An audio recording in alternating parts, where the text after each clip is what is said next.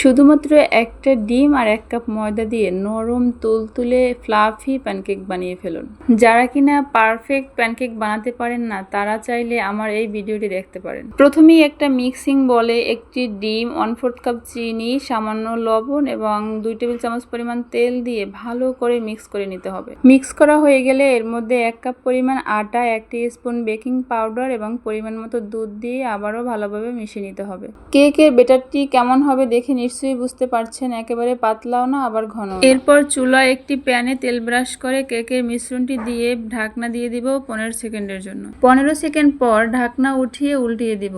অপেক্ষা করব আরো কয়েক সেকেন্ড। এই তো প্যানকেকটি রেডি হয়ে গিয়েছে। এভাবে সবগুলো প্যানকেক বানিয়ে নিব।